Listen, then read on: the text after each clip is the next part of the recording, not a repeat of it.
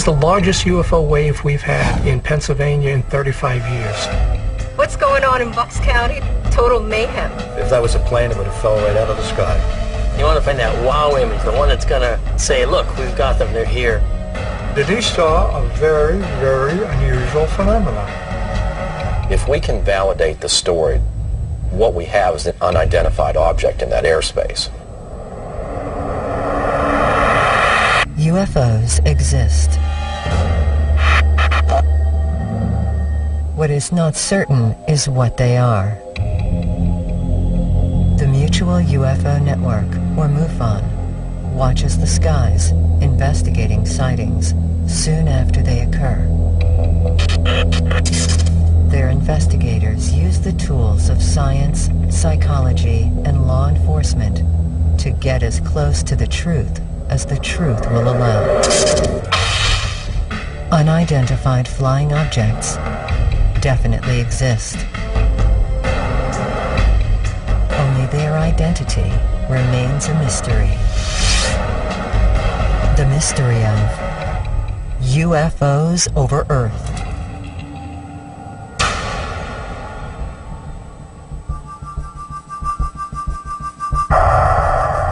I'm excited.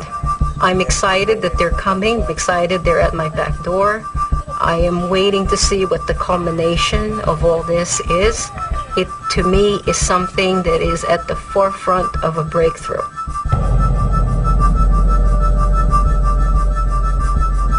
When they're talking about a flap, essentially what you have is the occurrence of a number of sightings in a fairly short period of time in a given geographic location. Most UFO sightings occur with an individual. They happen, then they're gone. Once in a while, you get a mass sighting. In 1997, was seen by the governor of Arizona. But flaps are rare because they can last for days and sometimes months. And then one day, just as quick as it starts, it stops again. And nobody knows why. So you want to take advantage of it. You want to look into it as quickly as possible.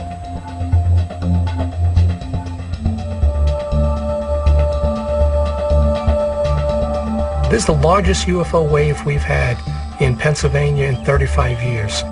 We normally get 8 to 10 sightings a month. We get 63 reports in July. There were 25 more in August, 32 more in September. Why all of a sudden is Pennsylvania seeing all of this? Something's going on. Even though there are different days and different times, we're seeing a description of some very common objects.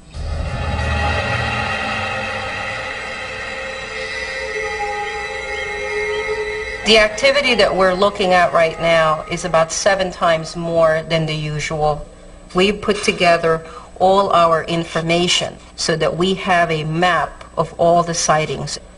A lot of people have reported different objects, and it's interesting to note that these objects vary from a cylinder-shaped object to a boomerang to a spear. All it was a white ball of light. So I ran inside and I grabbed my astronomer binoculars and I honed right in on that son of a gun, and there was no structural features at all. It was just a white, pure ball of light. I've only been investigating for MUFON 4 months now. I'm out here to figure out what the hell's going on out there. It was ball-shaped, kind of. Just like... Multicolored? Yeah. The most brightest, dominant colors were blue and orange. I was sitting out on my porch and I just happened to look over, and there came a beautiful blue sphere. It was a beautiful blue. I'll never forget the color. Like a blue basketball with maybe a light inside of it to show the blue. You know what I'm saying? Take a boomerang and put a football in the middle, and they had red lights in the front. When you look at these objects that are being reported, they're giving different descriptions to it. But you still got this large group of people that tell a very compelling story, and they're very believable. What would you say if I told you that 4 other people that night had a sighting that they reported? Not crazy. 80%, maybe 90% of these sightings are actually IFOs. But there's always that unexpected 10 to 5% that remain unexplained, and that's what I'm after. The first thing I do is to ask, what would be the motive? What would be their reason for coming forward and actually saying, I'm seeing these things? I realized it was, you know, a solid object. It wasn't shaped like a plane. I've never seen anything like a plane that looked like that. It didn't make any noise. It moved very slow. If that was a plane, it would have fell right out of the sky. As Cliff is telling his story, I'm thinking, here's an average person, a retired person, you know, wakes up in the middle of the night and sees something he doesn't understand.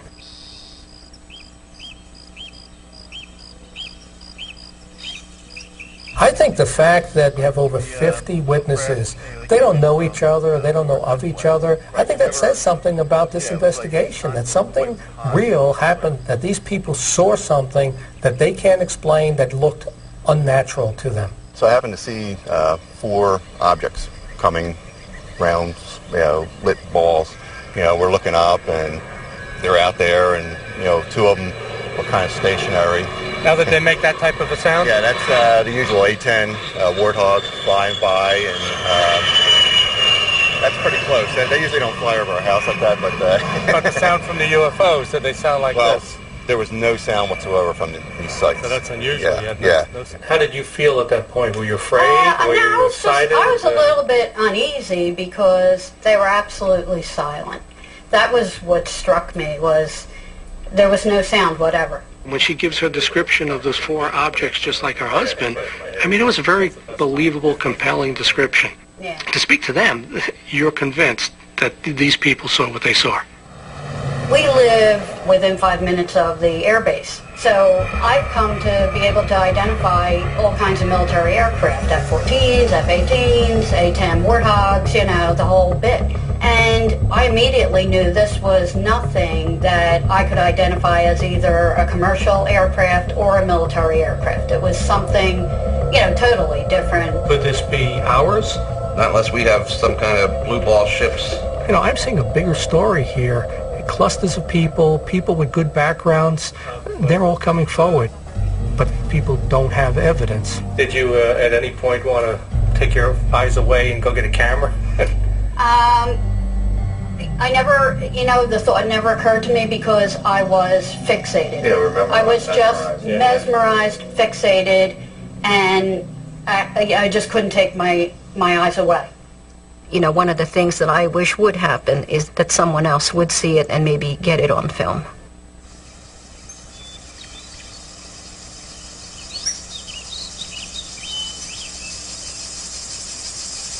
I thought it was a helicopter, but it wasn't making any noise, and it didn't have like 1 light. It had 3 lights, and they were on the surface of the object. It was kind of freaky, kind of like a boomerang.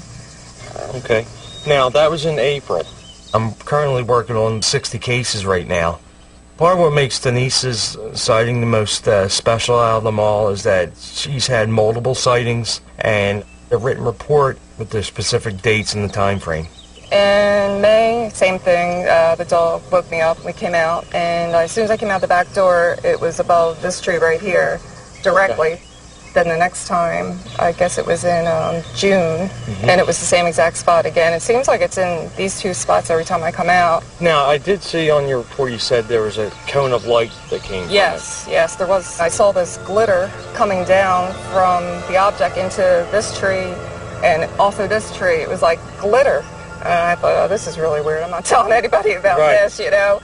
And next thing I know, I saw the glitter leave both trees and go up to the craft. She's telling us this situation of these metallic sprinkles that came down and landed in her backyard. You know, I found that a little hard to believe. Then as we researched and got into it a little bit more, we find out that there was a case, I believe in 1999 in Mexico, same exact thing. It was just silver, it was sparkly, and this tree was full. It almost looked like Christmas lights. A little bit here on the outer leaves. I have a portable Geiger counter, so I said, let me see if we get any trace elements off of this. As I put it on the branches, in towards the center of the tree, you didn't get any readings. But then as you got outside to the perimeter of it on the top of the leaves, it was clicking, it was going off. I'm like, wow, this is something solid that we can work with.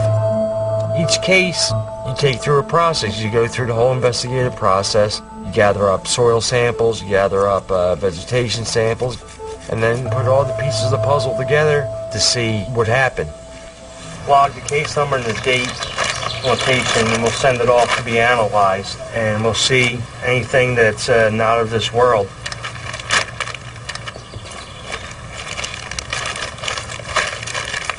That brought it to a different level. That brought it to a different level of expertise. Then we find out that Denise has photos. She's got pictures.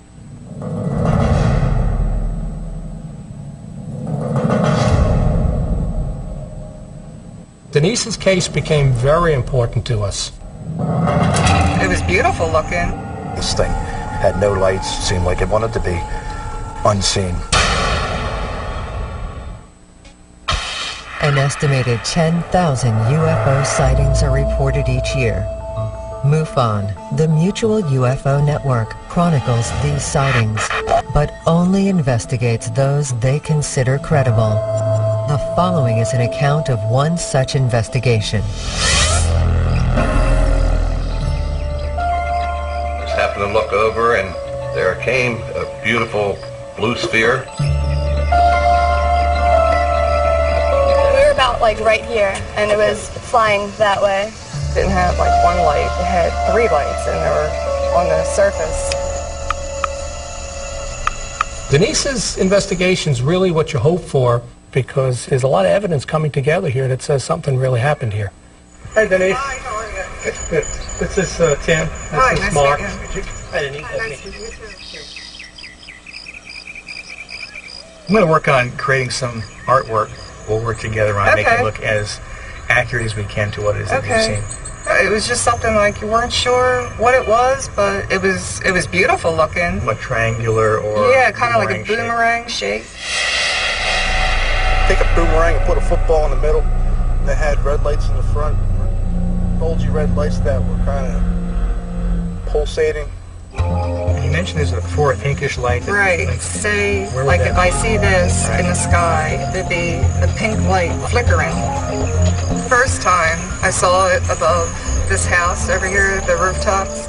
On one of the evenings, I think you said that it dropped some kind of a substance that came down. Or it was all glitter, and then it went into this tree. So now the goal is to be able to build a craft, put it where she saw it, and recreate her sighting in the actual spot where it took place. When it comes to photographs, you want to find that wow image, the one that's going to really say, look, we've got them, they're here. So this was in May. What did you see with your eye? It looked like 3 giant headlights of a car. 3 headlights? Mm-hmm. It's giant 3 headlights. That's what I usually see first. In any kind of pattern, configuration of any kind that you recall? No, not really. It was just the round object, the round part of it. It's like 3 giant headlights. Just looks like a flat surface of an object with the lights. As I'm looking at her pictures, the part I didn't understand was how you could look at, you know, a triangle that's got 3 different colored lights on it, and you're showing me a picture of something that looks like a golf ball. So in this first one, this was 4/20/2008. Mm-hmm. Where did you take that picture? If you could just take your camera and walk right over there and go check it out. Sure. I asked Denise to recreate the manner in which she took the pictures. I wanted her to use the same camera. Over top this tree, so I just aimed it up. Mark said she held the camera at arm's length. I think what she was doing was pointing it in the direction of what she saw, snapping, almost like if you're at an event and you're snapping over the crowd. You think you're getting what's going on, but you don't really know. And I think that she may have thought she photoed what she was looking at and was off, and it might not even be in the frame. I spent a good deal of time last night going over all the images. In this image that was submitted, I noticed this clearly over here, there's this bright blue ball. And that's interesting looking in and of itself. So to look more closely at that, I zoomed way in, brightened the image, and I looked at that object. And what I saw inside the object were arcs. So one thing you can notice is if you complete these arcs, there's a bright object just off frame, right about here. Maybe that's what she meant. Maybe that's our object. Maybe that's the coolest thing in the world. But it's here. It's not there. That could be the object that she meant for us to see, and it might have been a very interesting object. but she didn't catch it. I believe that this person took something that was genuinely intriguing and interesting, but so far, and I have more analysis to do, there's quite a few pictures, so far I don't see anything that's not explainable so far.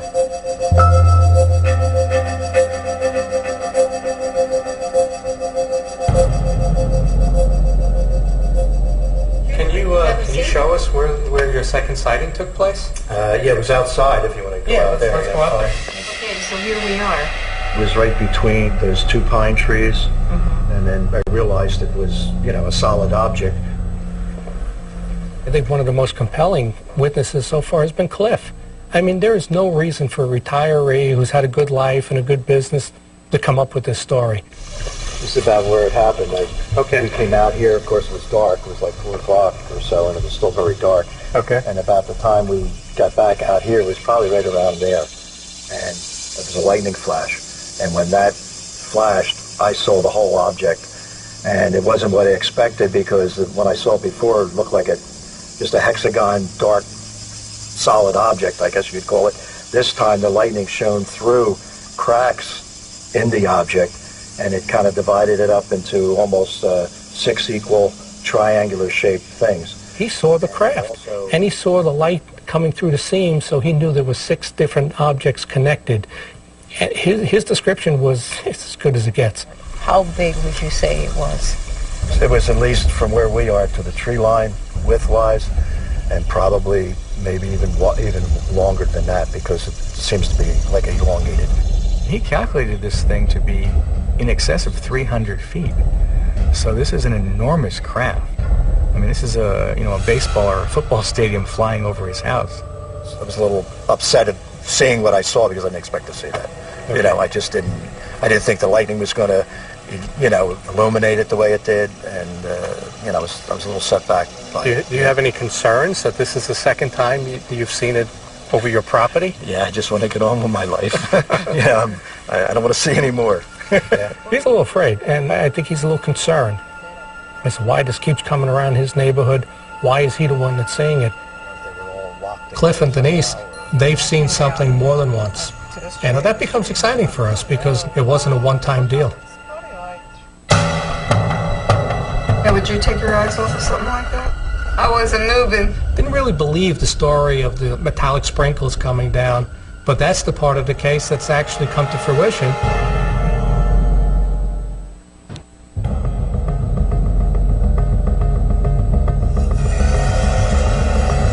It got right near my house when it briefly turned red, and then bang, it was gone. It vanished. It was going really fast, so it had, like I said, that motion. Over here.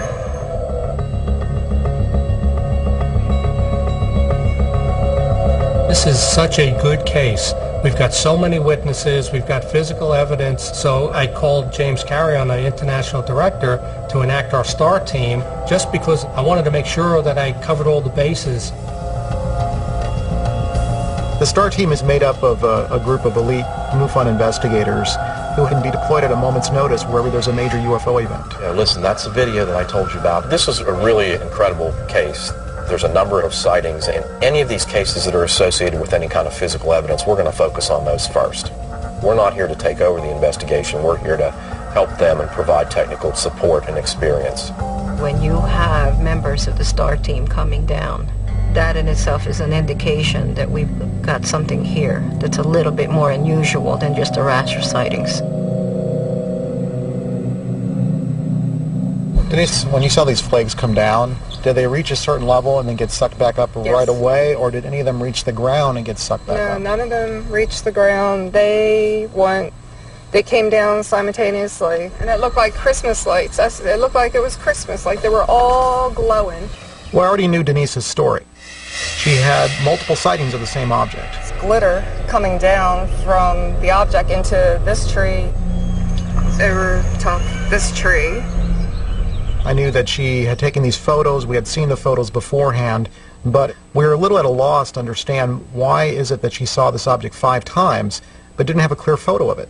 Denise, you said this was a giant craft. Mm-hmm. If you were looking, just put your fingers up there and tell me how big the object would have been on the screen there. It was pretty big. But in your pictures, and nothing that big shows up on the pictures, which is what we find odd. I'm just trying to understand how it is you could look through the camera, and you said you could see the object inside of the screen as being very large, but we're not seeing it show up on film. We're not seeing it actually show up in the picture. Did you look at all the pictures? Yes. Did you have time to put your glasses on? No, I never had time to get my glasses on, ever. So you took the picture? Because you never knew when it was going to go away, so I didn't want to go in the house and miss it or whatever, but no, I never had my glasses on. Why do you think you haven't seen it since? I really don't know why, but hopefully they're going to show themselves to somebody else that's an unbeliever, maybe. But, you know, I had no idea. You started off as a non-believer? Yes, I was. Okay, and now? And now I'm a believer.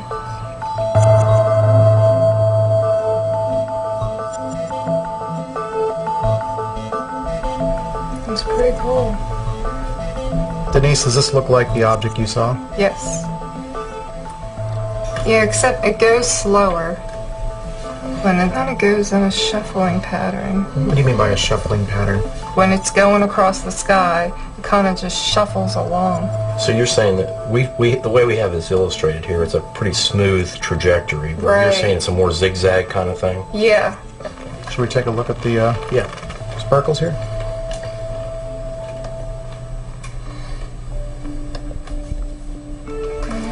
Whoa.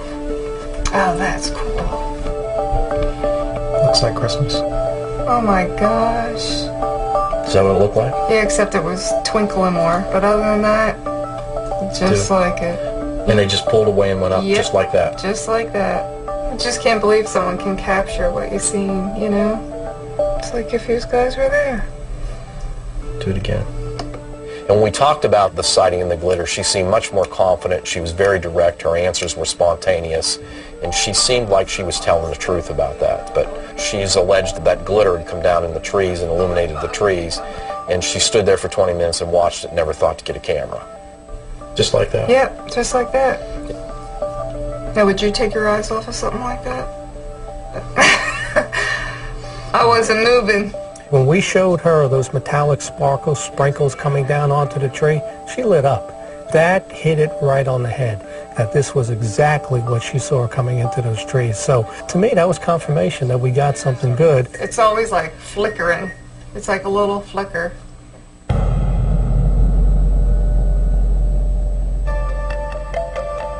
MUFON is a nonprofit scientific research organization. We work with a wide network of experts who offer their skills and expertise to MUFON. Dr. Levengood is a retired professor who's intrigued by UFO investigations. He has his own lab and will look into interesting cases for UFO researchers. When we took these leaves and sent it to a lab for testing, we never thought we were going to get the type of report back that we did. Professor Levengood's report said that these leaves and this tree was hit by some form of radiation. At first glance, this looked very suspicious because the leaves had a reddish coloration. That never happens in June or July normally. But here the energy level was so high that it caused the production of anthocyanin, a pigment in the plant that causes the reddish color in the leaves. Now, this was a real unusual situation. The energy not only produced this cream-colored region, but you got little bubbles for when the microwave heated the cytoplasm so fast that I'd never seen before at all. This whole thing took place in a matter of microseconds. Denise saw a very, very unusual phenomena. Another obvious thing that was occurring in these leaves, notice the heart shape. This is extremely unusual. This is called a somatic mutation. Here are the normal leaves down here. They come to a point. So they're quite different, you'll notice. Why?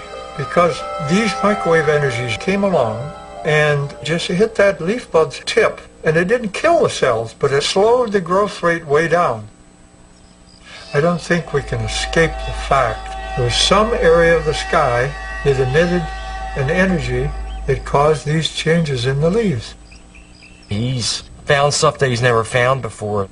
The new growth is actually mutated, changes that wouldn't happen unless something came in contact with microwaves. I don't think Denise walked out back with her microwave and popped the tree branch from up top into it.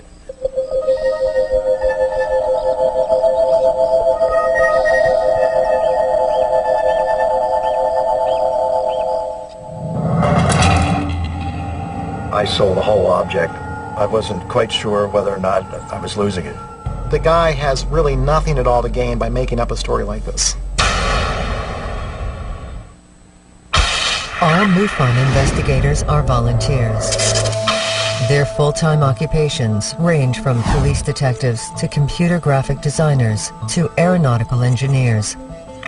They bring their skills to each investigation.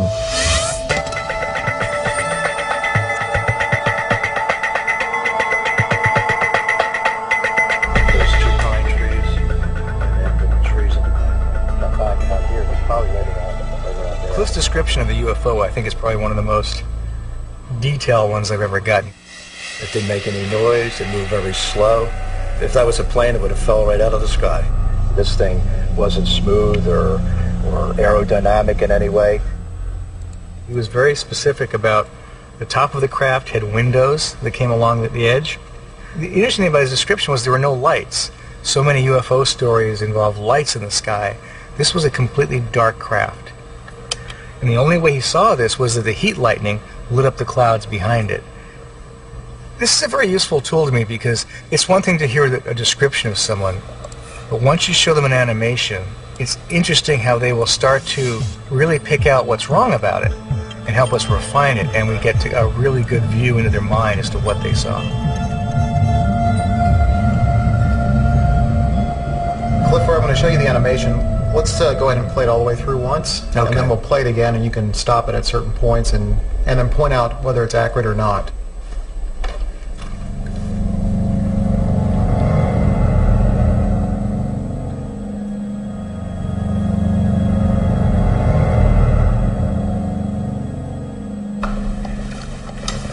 Initial impressions? Very realistic looking, but it's too smooth on the sides from what I could see there. It didn't look quite like that. And if you're trying to get in the perspective of how I saw it, it wasn't going this way. It was going like kind of away from me. So down the bottom, that wasn't definitely. So it looked more like a P2. It was cut 6 slices. It was more consistent on the bottom here. So It was still gray, like the color of the Here sky. we got it black. And, But no black. You can't really see the seams. Was there any lighting at all of the craft itself? Or, No. So Cliff's reaction to the animation, he made elaborations on it, going back to the very first description he gave me and the first drawings that he showed me. You're seeing someone who is relying on memory rather than imagination. Here, and then After Cliff saw the animation, he opened up and started to tell us a lot more about what happened to him. And that's what we were hoping for. There were some things that happened during both sightings that I didn't really bring out because I at that point I know what I saw, but I wasn't, I wasn't quite sure whether or not I was losing it. What it was doing as it went along, it would kind of jump, and you would see it here, and then you would see it here. Well, it kind of goes in a shuffling pattern. what do you mean by a shuffling pattern? Like when it's going across the sky, it kind of just shuffles along. So it's almost like you were filming something and that's the only object that was moving. It would look like it was here and then it skipped and it goes there. The object skipping through the sky. When he got into that mode of explaining that, that's sort of what tipped me off to there might be a little more to it than was initially realized. Very unusual. To me, Cliff seemed like an extremely credible witness. I don't see how this guy is going to at all benefit by coming forward with a story like this. He has so much more to lose than he has to gain. In terms of his standing in the community, the way his neighbors are going to view him, the guy has really nothing at all to gain by making up a story like this.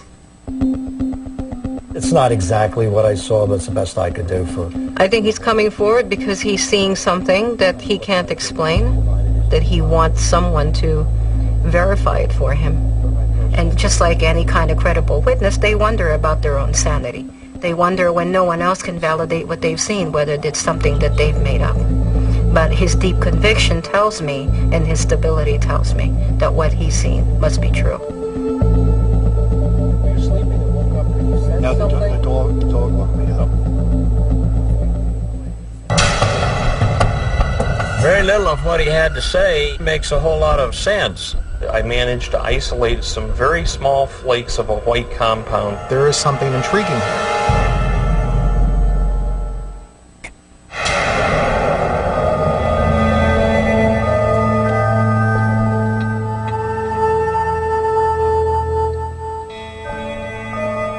It's like a regular airplane light, but there were so many of them. They would start as balls of light, then morph into a craft.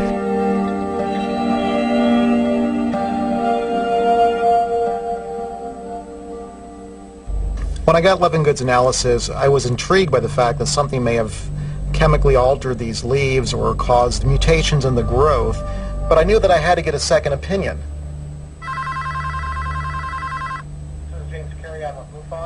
Dr. Salisbury is a world-class plant physiologist. We took Levengood's report and we forwarded it on to Dr. Salisbury for him to just take a look at it and tell us whether he agreed with Levengood's analysis or not. Unfortunately, he starts right off jumping to conclusions. He jumps to conclusions throughout the whole analysis. Levengood says that the brown spots were because of anthocyanins. This looked very suspicious because the leaves had a reddish coloration. That never happens in June or July normally. To me, that's a tremendous conclusion jump. The only way that he really would know that they're anthocyanins would be to do the proper tests, chemical tests. No real reason to think they're anthocyanins. Then there were mutations. He finds some of the leaves have a heart shape, but the idea that they were in response to a mutation is again a huge leap into the unknown. For one thing, leaves don't particularly grow that way. They don't grow at the tip like stems do. They form in the bud, and then the cells expand to make the leaves. It was disappointing, but also I said to myself, isn't this typical?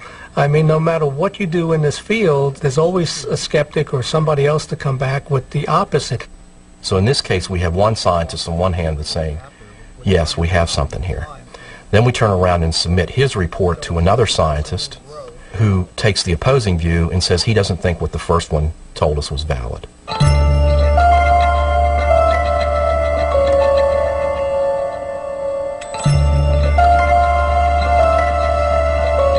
There's several photos that were interesting.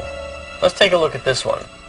My understanding is that this is the image that she's told the investigators was a pretty direct representation of what she actually saw that night. What do you think of it? When you look at this image, you see what looks like a bright, splotchy looking image. So now you have this and that. So here we see the bright image. You have to identify that and also account for what this is. What's that? I asked Denise to take me outside and show me exactly where this was. You got the coordinates and then... I did.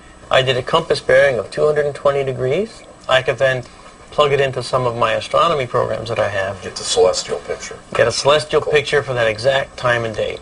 And we're doing her backyard and just like it would look. That's right. She said it was somewhere between 1 and 2 in the morning. And I have it set for 1 in the morning right now. All right, if we move the time ahead a little bit, okay, now we're around 2 in the morning. And lo and behold, well, here comes the moon and Jupiter. And that would put you in line with the tree line. Actually, it would put us right in the tree line. And the moon was full.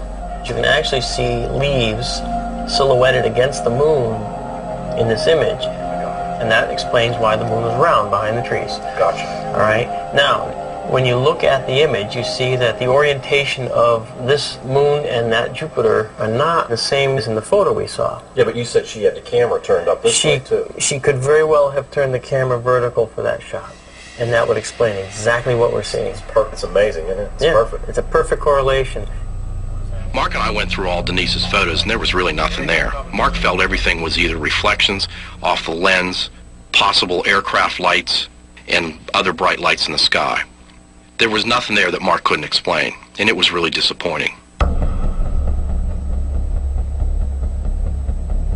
Denise's case is falling apart, but we don't want to give up on it. We collected samples from the tree that the UFO was seen hovering above and dropping down this glitter into, but we also took some samples from a tree that was much further away to act as a control.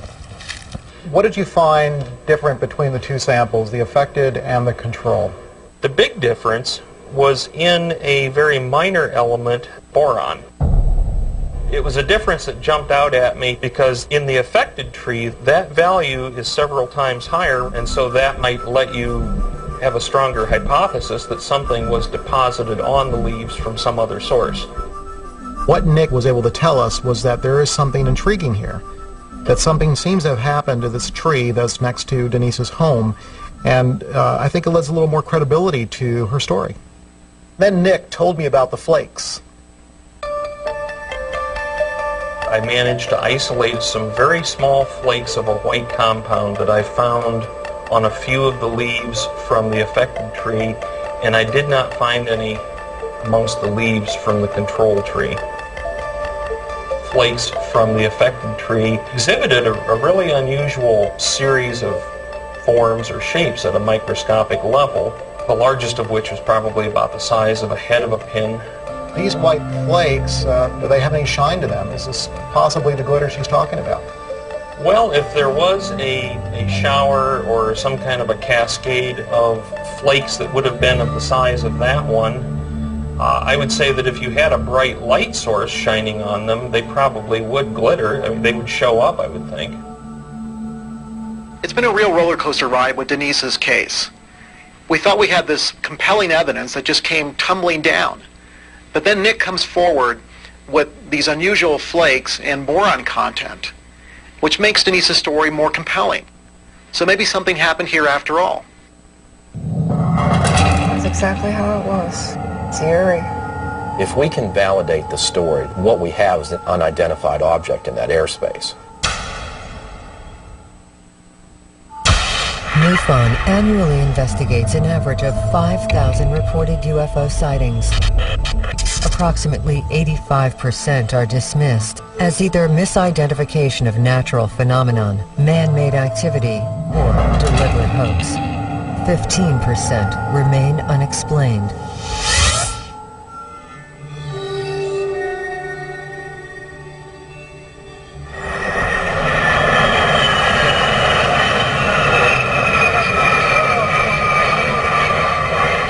About everything in our arsenal comes off of this Willow Grove Air Force Base.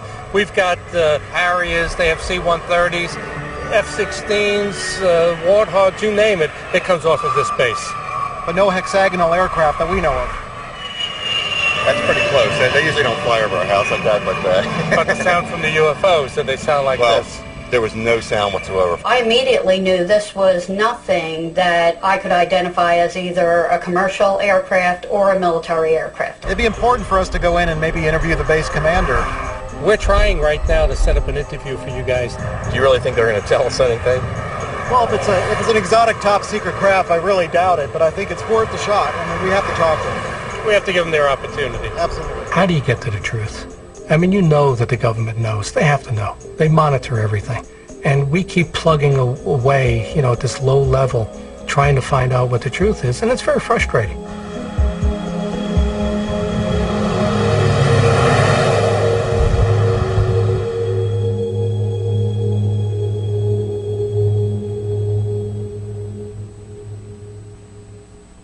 The photographs have really not helped her. They've hurt her more than anything. And I was really trying to, just in my own mind, clarify which one of these things she'd actually seen or not.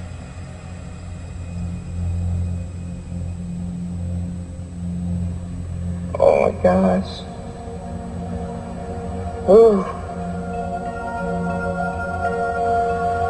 It's eerie.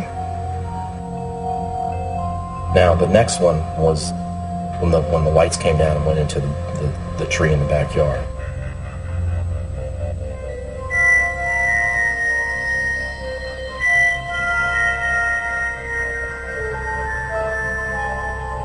It's so true and exact the way I saw it that night. Separate back. Yes, it does. It looks just like it. That's exactly how it was. Good. What really got my attention, she got very emotional when she saw it. And it seemed as if that took her back to that night. And based on that, I was starting to believe what she was telling me.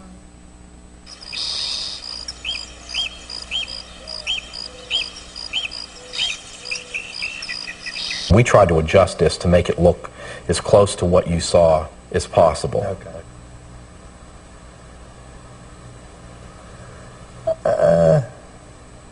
That's pretty good, but it makes it look like it's a very small object. This thing was immense. And the height of it, and as big as it was, set me back.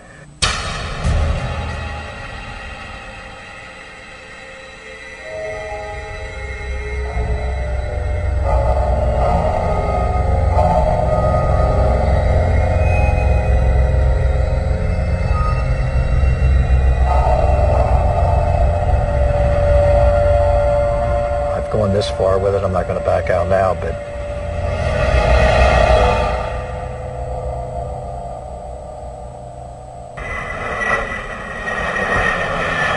I did manage to go down to Philly International Airport and take a look at the radar tracks.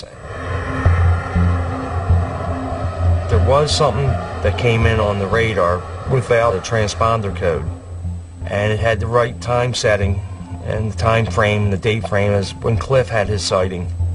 The transponder is a device. It's a piece of the radio equipment on an aircraft that basically transmits a code number to the air traffic controller's radar. And when they dial that number in, that number basically lights up on that blip on the screen and identifies that blip. Going through congested airspace like Philadelphia without a transponder, it'd be like driving a vehicle up the wrong side of an interstate highway at night with no lights on. And this craft did come down, flew around, went west, turned around and made a U-turn and came back up and headed back towards New York. If we can validate the story that we've gotten from the individual at the Air Traffic Control Center in Philadelphia, then what we have is an unidentified object in that airspace.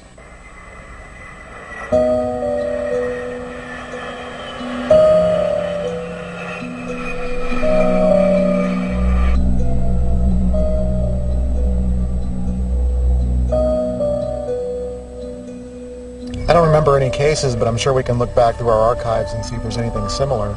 it's a possibility. Most of the witnesses I've talked to have been very convincing, very down to earth. It gives me an idea that there has to be something out there. Like they say, there's smoke, there's fire. I believe that what we have to do is just keep asking these questions, doing these investigations, so that the public knows it's okay to come forward with their reports, and eventually, we're going to get an answer.